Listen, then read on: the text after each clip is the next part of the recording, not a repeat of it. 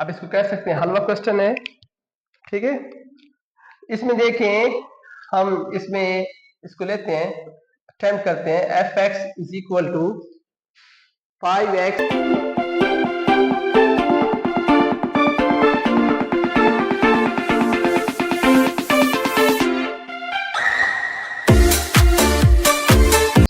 बिस्मिल्लाहिर्रहमानिर्रहीम। अस्सलाम वालेकुम।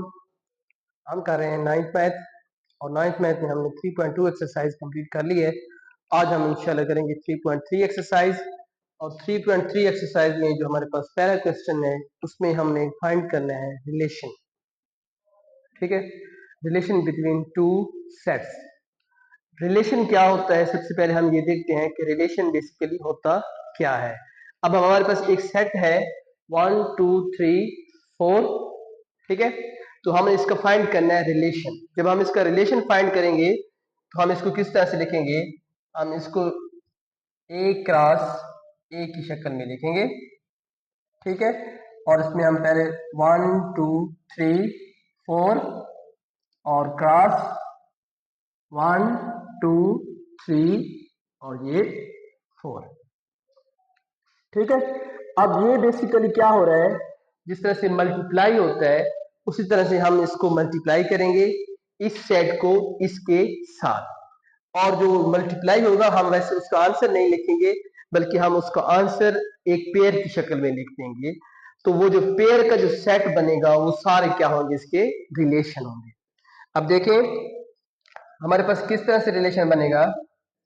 हम पहले जो इसको मल्टीप्लाई करेंगे 1 को 1 के साथ 1 और 1।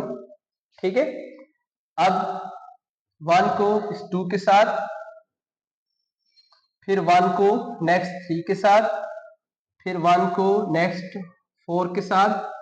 ठीक है, फिर आपके पास 2 को 1 के साथ, 2 को 2 के साथ, 2 को 3 के साथ और 2 को 4 के साथ। ठीक है, फिर आप 3 को 1 के साथ, 3 को 2 के साथ, 3 को 3 के साथ, 3 को 4 के साथ, उसके बाद 4 और 1, 4 और 2, 4 और 3 और 4 और 4। ठीक है, तो ये आपके पास क्या आ जाएगा, ए क्रॉस ए। अब हम इसमें रिलेशन फाइंड करने हैं। कार्टेशियन प्रोडक्ट ए क्रॉस ए फाइंड कर लिए। ये हमारे पास ए क्रॉस ए है, इसमें से हमने कार्टेशियन प्रोडक्ट से हमने फाइंड करना है रिलेशन। अब जो पहला रिलेशन हमने फाइंड करना है उसके लिए हमारे पास क्वेश्चन में क्या कंडीशन है कि x और y, जिस तरह से देखें ये पेयर है तो ये x है और ये क्या है y, ये x है और ये क्या है y, ये x है और ये क्या है y। मतलब पेयर में पहला एलिमेंट रिप्रेजेंट करता है, रिप्रेजेंट किया जाता है x के साथ, और दूसरा जो एलिमेंट होता है उसको हम y के साथ रिप्रेजेंट करते हैं। ठीक है, अब ये x और y किस तरह से होने चाहिए, y is equal to x। तो हम वो पेयर लिखेंगे जिसमें ये दोनों की वैल्यू आपस में बराबर होगी। जिस तरह से हमारे पास क्या आ जाएगा, इसका रिलेशन क्या बनेगा, 1 और 1। ठीक है, फिर 2 और 2, फिर 3 और 3 और फिर 4 और 4। ये जो हमारे पास आ जाएगा इसका आंसर। अब ये क्या है, कार्टेशियन प्रोडक्ट से ये हमने एक इसका रिलेशन बनाया है। अब इस रिलेशन की हमने आगे डोमेन भी लिखनी है और इसकी रेंज भी लिखनी है। तो डोमेन क्या होती है, बेसिकली जो इसके जो पहले एलिमेंट होते हैं वो डोमेन में आ जाते हैं, और जो दूसरे y वाले जो एलिमेंट होते हैं वो किस में आ जाते हैं, रेंज में आ जाते हैं। डोमेन बेसिकली एक किस्म की इनपुट होती है और रेंज क्या होती है, आउटपुट होती है। तो हमारे पास डोमेन क्या आ जाएगी, 1 2 3 और 4। इसमें तो सेम एलिमेंट हमारे पास आ रहे हैं, और रेंज क्या आ जाएगी,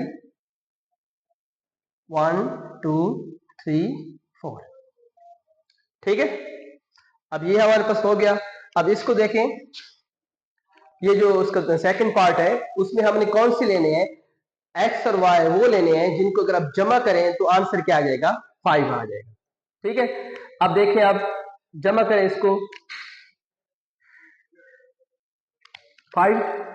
ठीक है, तो पहले पहले आपके पास क्या आ जाएगा, 1 और 4, इनको जमा करें 2 और 3 को 5।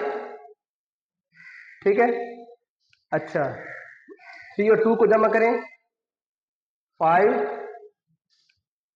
और 4 और 1 को जमा करें 5। तो ये आपके पास इसका आंसर आ जाएगा। ठीक है, अब इसकी जब आप डोमेन फाइंड करेंगे तो डोमेन क्या आ जाएगी, 1 2 3 और 4, और रेंज क्या आ जाएगी,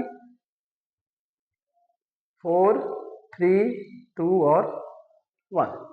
ये आपके पास, तो इसका थर्ड पार्ट जो है और फोर्थ पार्ट है ये आपने खुद करने हैं दोनों, बस जस्ट मैं आपको गाइड कर देता हूं कि हम एक्स और वाई कौन से लेंगे, ऐसे लेंगे थर्ड पार्ट में जिनका अगर आप मजमुआ करेंगे एक्स और वाई को जमा करेंगे तो वो लेस देन 5 आएगा। देखें इस तरह से, ये 1 और 1, अब इनको जमा करें तो 5 से लेस आएगा 1 और 2, 5 से लेस आएगा 1 और 3, 5 से लेस आएगा 1 और 5 4, तो ये 5 हो जाएगा।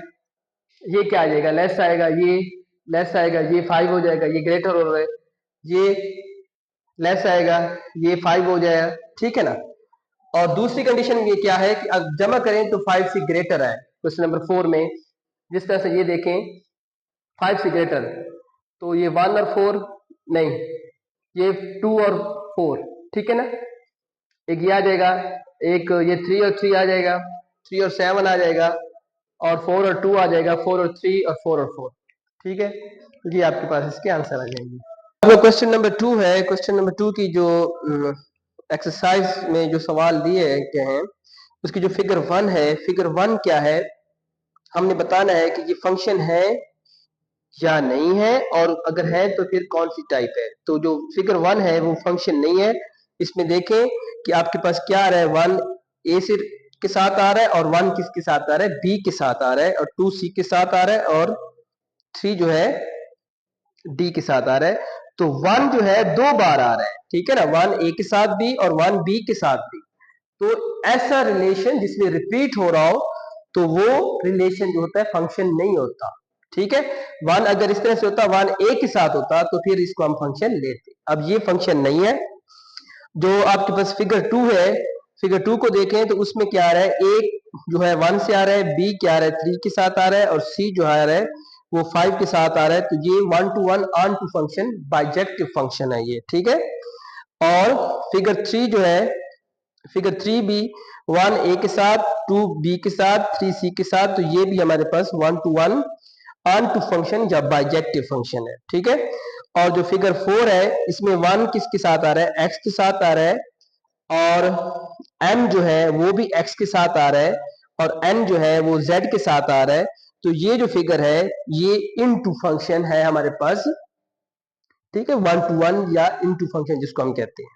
तो ये हमारे, और क्वेश्चन नंबर 3 में आपने क्या करना है, आपको ये एक्सप्रेशन दो दिए गए हैं, एक g ऑफ x दिया गया है इज इक्वल टू 3x + 2, और एक h ऑफ x दिया गया है और x² + 1। ठीक है, तो हमारे पास यहाँ पे g ऑफ 0 मींस यहाँ पे जो एक्सप्रेशन g में है उसमें हम x की वैल्यू 0 पुट करेंगे तो इसका आंसर क्या आएगा, और इसी तरह से यहाँ पर h ऑफ -4 जो एक्सप्रेशन जिसमें h के साथ x गिवन है तो उसको हम सॉल्व करेंगे। तो इसमें 3-4 क्वेश्चन और भी हैं, वो आपने कर लेने हैं, ये जस्ट मैं एक लूप कर रहा हूँ ताकि आप लोगों को समझ आ जाए। अब यहाँ पर इसको देखें, एक्सप्रेशन हमारे पास क्या गिवन है, g of x is equal to 3x + 2। तो आपने करना क्या है, आपने इस x की जगह वैल्यू पुट करेंगे, x की वैल्यू 0, तो यहाँ पर क्या आएगा 3 0 + 2। तो जब किसी रकम के साथ 0 मल्टीप्लाई करते हैं तो वो 0 हो जाता है, 0 + 2 दैट इज इक्वल टू 2। तो इसकी वैल्यू क्या आ जाएगी आपके पास 2 आ जाएगी। और इसको देखें, इसमें आप क्या करेंगे, h of x is equal to x² + 1। So h की जगह आप क्या पुट करेंगे -4, सॉरी x की जगह, सो -4 का स्क्वायर प्लस 1, तो -4 का स्क्वायर 16 आ जाएगा प्लस 1, क्योंकि आप जानते हैं कि माइनस का भी स्क्वायर जो होता है वो प्लस हो जाता है, सो ये आपके पास क्या आएगा 7। तो बाकी जो रिमेनिंग पार्ट्स है वो आपने इस तरह से कर लेने हैं, बहुत आसान है, इसमें कुछ ऐसा मुश्किल नहीं है। तो यहाँ पे हम अपने सेशन को एंड करते हैं, इंशाल्लाह हम नेक्स्ट सेशन में मिलते हैं नेक्स्ट वीडियो के साथ, और उसमें जो इसके रिमेनिंग क्वेश्चन हम देखेंगे वो जो 4 5 6 मेरे ख्याल में 3 4 सवाल हैं, तो हम उसको नेक्स्ट सेशन में करते हैं। तो तब तक के लिए अल्लाह हाफिज़, अपना ख्याल रखिएगा और अपने चैनल का भी बहुत ज़्यादा ख्याल रखिएगा। अल्लाह हाफिज़। और क्वेश्चन नंबर 4 में देखें, क्वेश्चन नंबर 4 में क्या हो रहा है, हमारे पास क्या है, हमारे पास एक फंक्शन गिवन है जिसमें x की वैल्यू, x वेरिएबल है, ठीक है ना, और फंक्शन है क्या ax is equal to ax plus B plus 1, sorry ax plus B plus 1, और इसमें हो क्या रहा है, हमने फाइंड करना है इस a और b की वैल्यू फाइंड करनी है, और हमें आंसर दिया गया है जब हम x की वैल्यू 3 पुट करेंगे तो आंसर आएगा 8, ठीक है, एक ये आएगा, और एक जब हम x की वैल्यू 6 पुट करेंगे तो आंसर आएगा 14, ठीक है ना। तो हम दो इक्वेशन बना लेते हैं, ठीक है, दो इक्वेशन बना के हम इसको सॉल्व करते हैं। अब देखें, बहुत आसान सवाल है ये, इसमें ऐसा मुश्किल कुछ भी नहीं है। पहले हम f3 करते हैं, फंक्शन क्या है हमारे पास ax प्लस बी प्लस 1, ठीक है। अब f3 अगर हम यहाँ पे हमारे पास f3 की वैल्यू क्या है, f3 इज इक्वल टू किसके आ रहा है हमारे पास, f3 जब हम यहाँ f की जगह हम 3 पुट करते हैं, ठीक है, तो ये हो जाएगा a, और x की जगह हमारे पास 3 आ जाएगा प्लस b प्लस 1, ठीक है। तो ये हो जाएगा, यहाँ इस साइड पे हमारे पास आ जाएगा f3 is equal to 3a plus B plus 1, और f3 की वैल्यू क्या गिवन है हमारे पास 8, यहाँ पर आप 8 रखें तो ये जगह 3a प्लस बी प्लस 1, ठीक है। अब क्या करेंगे, आप इस 1 को इस साइड पे ले आए तो 7 is equal to 3a plus B, ऐसे ही होगा ना, यहाँ पर ये प्लस का 1 है, जब इस साइड पे आएगा तो ये माइनस का हो जाएगा, और 8 में से 1 चला जाएगा तो 7 आ जाएगा। इसको हम इक्वेशन नंबर 1 कह देते हैं, ठीक हो गया।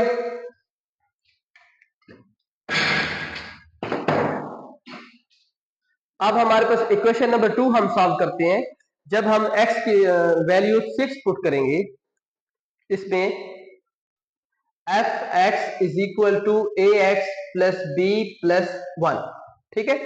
तो जब हम इसकी जगह 6 पुट करेंगे तो f6 is equal to 6a plus B plus 1, और f6 कितना है 14 is equal to 6a plus B plus 1, so यहाँ पे 13 आ जाएगा 6a प्लस बी, तो इसको हम इक्वेशन नंबर 2 कह देते हैं, ठीक है।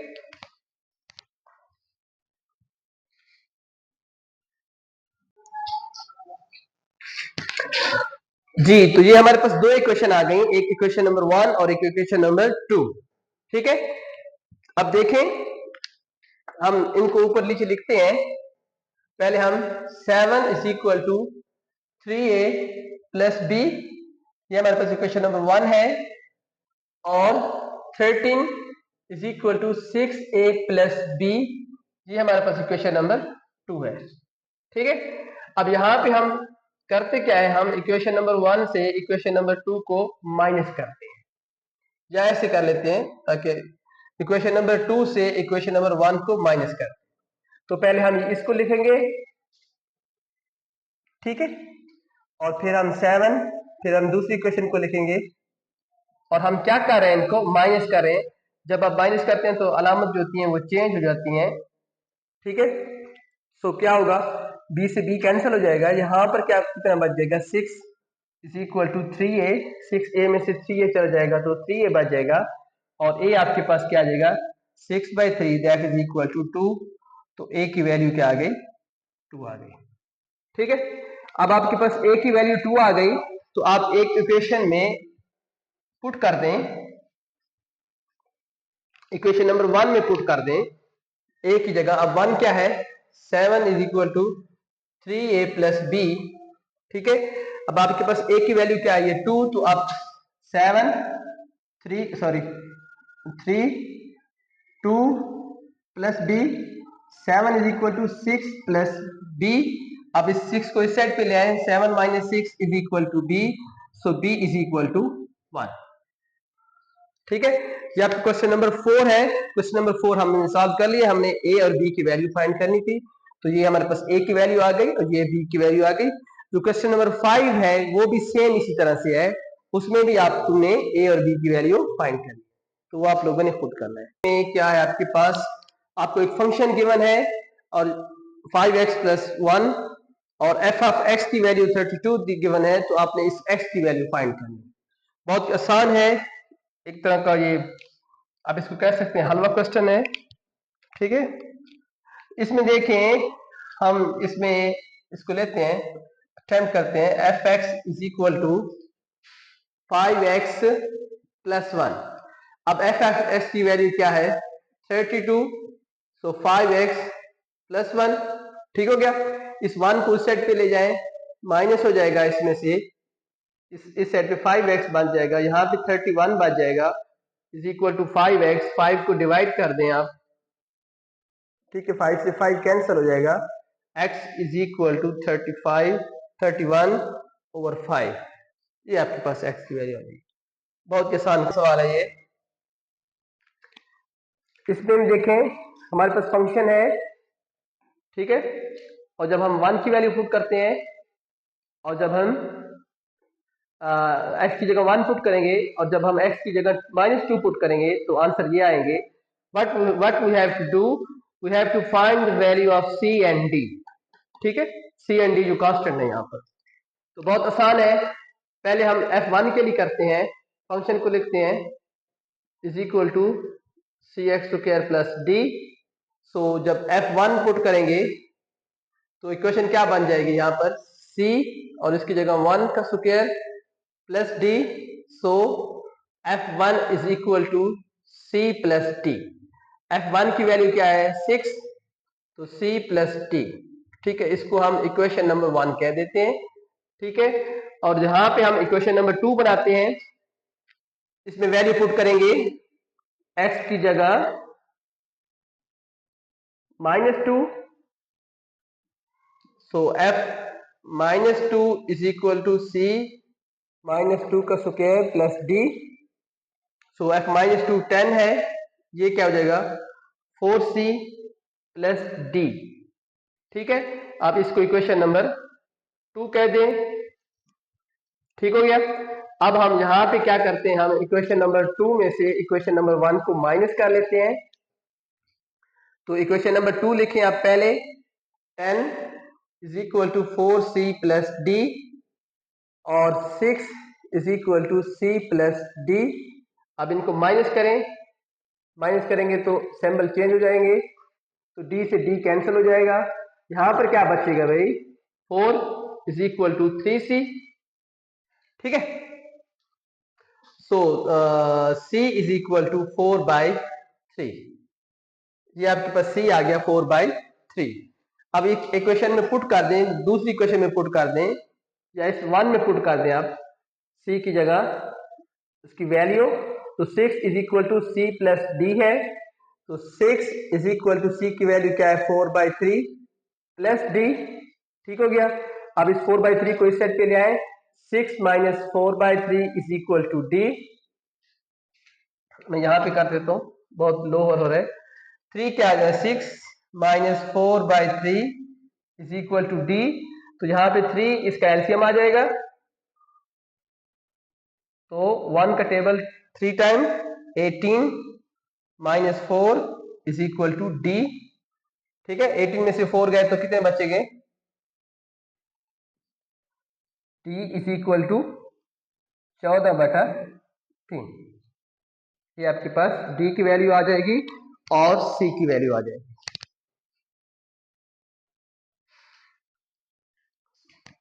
तो यहां पर हमारी ये इक्वेशन कंप्लीट हो गई है। इस इक्वेशन में हमने क्या किया है, हमने रिलेशन के क्वेश्चन किए हैं, हमने फंक्शन के क्वेश्चन किए हैं और हमने फंक्शन को में कांस्टेंट वैल्यू को फाइंड किया है। ठीक है, सो इंशाल्लाह नेक्स्ट जो आपका चैप्टर नंबर 4 है, नेक्स्ट सेशन में हम चैप्टर नंबर 4 स्टार्ट करेंगे। तो तब तक के लिए अपना बहुत ज़्यादा ख्याल रखिएगा और अपने चैनल का भी ख्याल रखिएगा। मिलते हैं नेक्स्ट वीडियो में। अल्लाह हाफिज।